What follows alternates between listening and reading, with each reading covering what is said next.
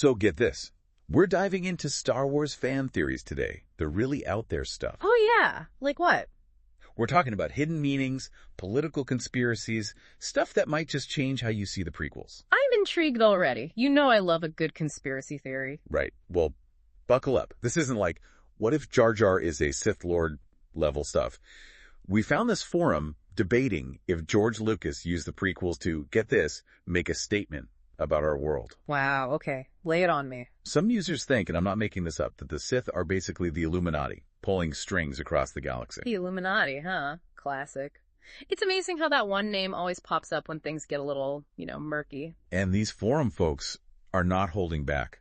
They're comparing Palpatine's rise to power to like a how-to guide for the Illuminati, claiming he's pulling the same moves they supposedly use to control governments. Now hold on, that sounds a little far-fetched, even for me. Oh, it gets wilder.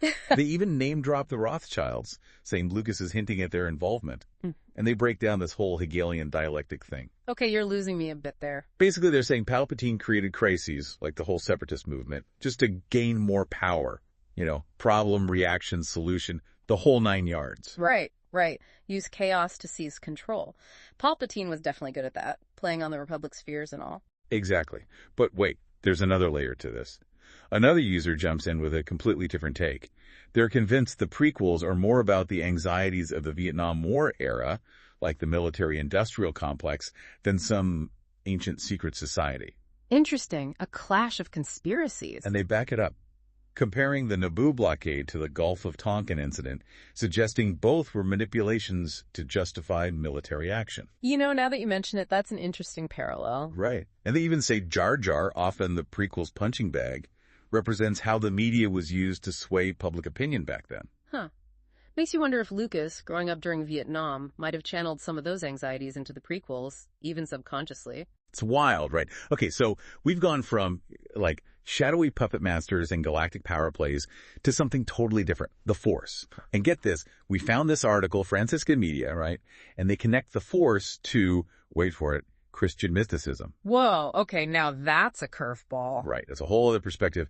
We're talking about oneness and witness, like being plugged into something much bigger than ourselves. It's interesting, isn't it, how these ideas, this interconnectedness, it pops up everywhere, not just in Christianity, but across so many spiritual traditions. It's like this universal human need to be part of something bigger. Totally. And they make this really interesting point about, remember Chirrut Imwe from Rogue One, blind warrior, takes on those stormtroopers with his staff and that unshakable faith in the Force. Oh, yeah. I am one with the Force, and the Force is with me. Gives me chills every time. Right. And the article argues that this whole oneness thing, it's not just for Jedi or people with special powers. They say everyone's Force sensitive, just some more than others, and everyone can tap into that interconnectedness. It's like that Yoda moment in The Rise of Skywalker, right? When he tells Rey, "Alone, never have you been." Oh, man, every time. But, and this is where it gets really interesting, the article suggests Anakin's downfall. They're saying it could be seen as a loss of faith, like severing his connection to the Force, that oneness. Wow. So like mirroring that whole Christian concept of sin as separation from God. Exactly. It adds this whole other layer to Anakin's story, right? His fear, the anger, it all isolates him, leads him down that dark path. It's tragic, really. And it makes you think, doesn't it? Yeah, it's like, on one hand, we've got these theories about the prequels being warnings about political power, unchecked ambition, and then, boom, we're looking at the Force as this manifestation of oneness, of tapping into something bigger. It's like two sides of the same coin. And what's fascinating is they both work. It's really kind of mind-blowing when you think about it. One story, right? But so many different ways to see it, and they all make you think. Absolutely. It's like those classic myths, the stories we keep telling and retelling. They stick around because they tap into something deeper, something universal. It's like we see ourselves as these characters, even if they're fighting with lightsabers in space. And those dilemmas they face, the choices they make. Those resonate, right? Because we face them too. And I think that's what's so powerful about Star Wars. Yeah, it's an epic space opera, but at its heart, it's about us, the choices we make, the impact we have. The side we choose, even. Exactly. That whole light side, dark side thing, it's not just a fancy way of saying good versus evil. It's that inner struggle we all deal with.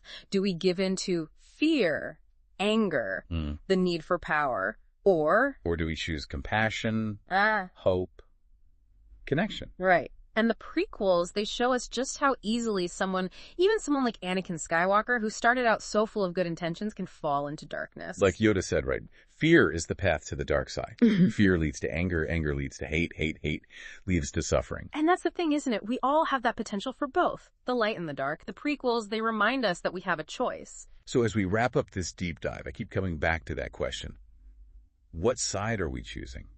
Not just in the galaxy far, far away, but right here, right now, in our own lives. It's a question worth asking ourselves, don't you think? Are we playing a part in creating a world of fear and division?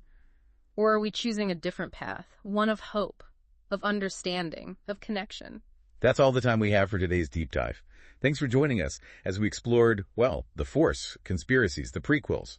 It's been a wild ride. It has. Until next time. May the Force be with you and with us all.